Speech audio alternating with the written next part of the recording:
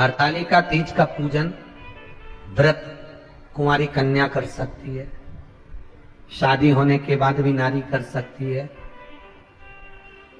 अंतिम अवस्था तक प्राण छूटे तब तक हरतालिका तीज का व्रत नहीं छोड़ना चाहिए। एक व्रत हमेशा याद रखो, एक एकादशी और एक हरतालिका। हाँ, इतना जरूर है, ज्यादा शरीर बेकार हो गया, बुढ़ापा आ गया, शरीर नहीं साथ दे रहा, तो कुछ फल खा लो, कुछ चाय दूध जूस आप लेकर कर लो। इतना भी नहीं बने, शरीर बहुत ही बेकार हो गया, तो आप एक समय फल का फलहार धारण कर लो, ठीक है। पर हरतालिका व्रत करने वाली माताएं भले उद्यापन कर दे, तो उस व्रत को थोड़ा हल्का कर लो। उद्यापन करा मतलब तुमने व्रत को हल्का कर लिया, थोड़ा हल्का कर सकते हो।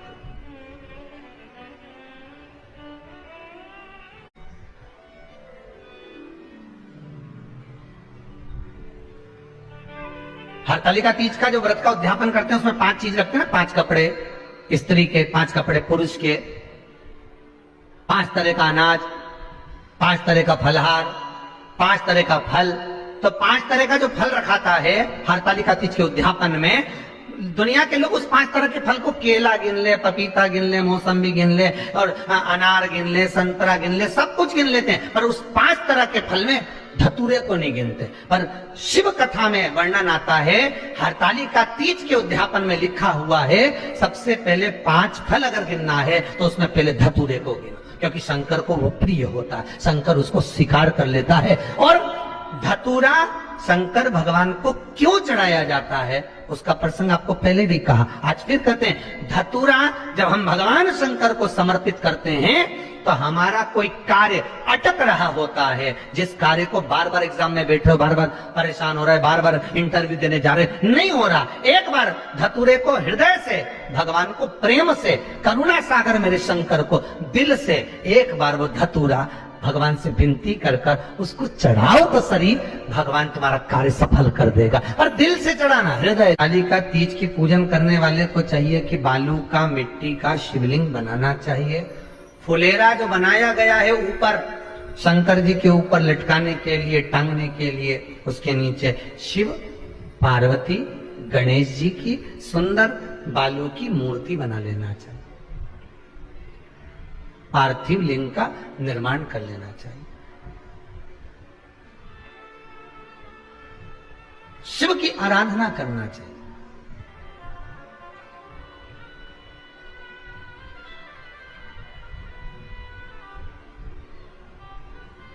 जो फल आपके पास में हो शंकर को समर्पित करना चाहिए, पूजन करना चाहिए,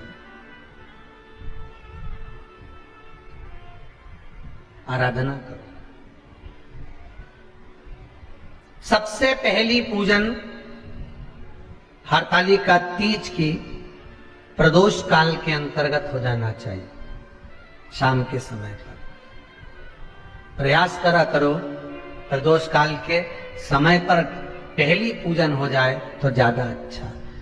पर लोगों की आदत रहती है कि 8 बजे तक, 8:30 बजे तक, 9 बजे तक पहली पूजन करें, फिर दूसरी आराम से, फिर तीसरी, फिर आराम से, फिर चौथी। तो ऐसा सब अपने अपने हिसाब से।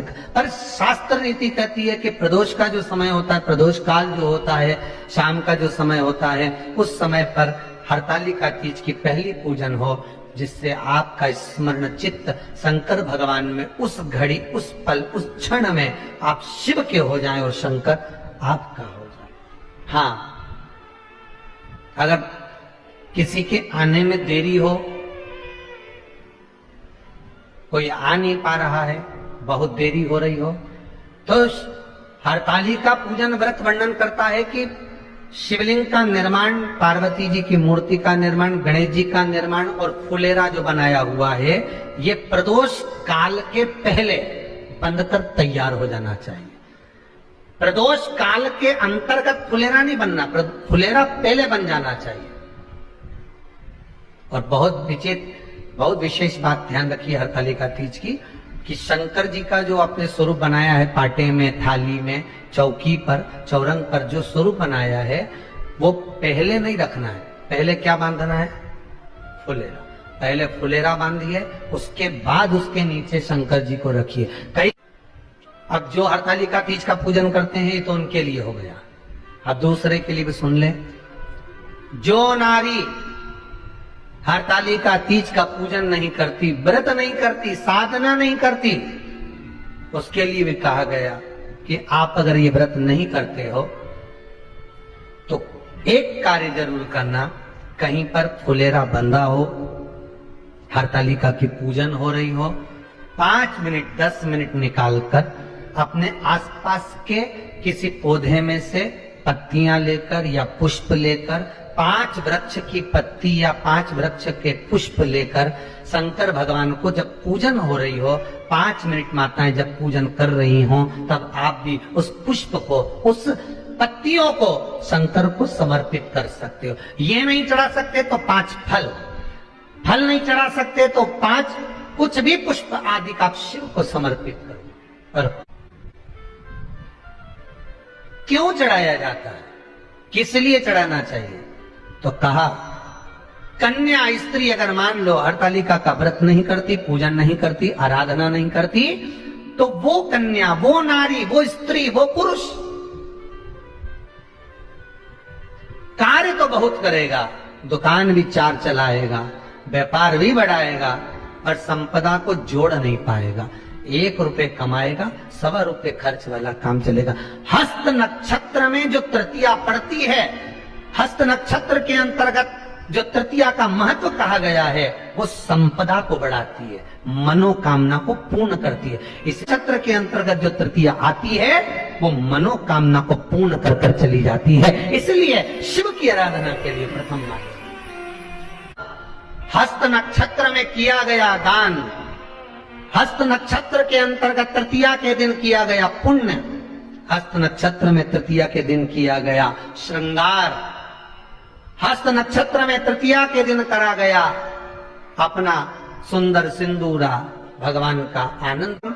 5 तरह के वस्त्र, 5 तरह के स्त्री के वस्त्र, पुरुष के वस्त्र, 5 तरह का फल, 5 तरह का अनाज, ब्राह्मण को बुलाकर ब्राह्मणी के साथ आप या तो ब्राह्मण से उद्यापन करवाएं या फिर आप स्वयं भी करते हैं तो शिव को समर्पित करके ब्राह्मण और ब्राह्मणी को भोजन कराकर वो भाग प्रदान करें। यही हरतालिका तीज के उद्यापन का वर्णन आता है।